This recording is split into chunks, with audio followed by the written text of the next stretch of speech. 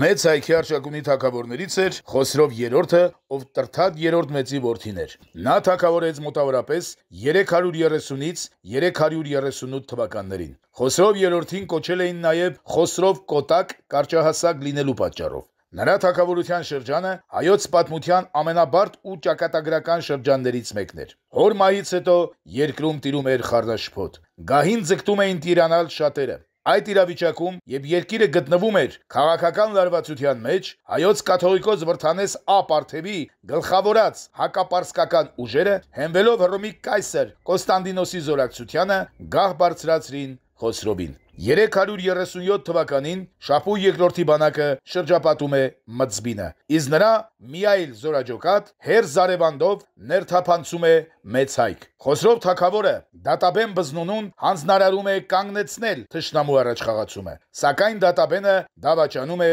եւ միանում պարսիկներին։ Այդ նույն շրջանում պարսիկների աջակցությամբ Աղձնիքի Բակուր Բդեշխը ևս ցանկանում էր ապստամբել թագավորի դեմ եւ տիրանալ գահին։ Այդ իրադարձությունների մասին մանրամասն գրում է հայ պատմաբան Լեոն։ Ավելի վտանգավոր մի շարժում սկսում է Աղձնյաց Բակուր Բդեշխը բացարձակապես ապստամբելով Խոսրովի դեմ պարսիկների ձեռնտվությամբ։ Բակուրի զորքի մեջ կար եւ պարսկական մի զորաբաժին։ Եվ Շապուհը անշուշտ ուշի ուշով հետևում է, թե ինչ ընթացք է ստանում հակապետական շարժումը Հայաստանի մեջ։ Խոսրովը անձամբ չէ գնում ապստամբների դեմ։ Այս անգամ էլ հավատարիմ մի քանի նախարարներ, որոնց մեջ էր նրա սիրելի Վաղինակ Սյունին, իրենց գնդերով ջարդում են ապստամբներին։ Հայոց զորապետեր Վահե Մամիկոնյանն ու Վահան Ամատունին 30,000-անոց բանակով ճակատամարտի են ելնում Վանա լճի հյուսիս-արևելյան ափին Առեստ Ավանի մոտ։ Նրանք հաղթանակ են տանում, հաղթելով ներխուժող ուժերին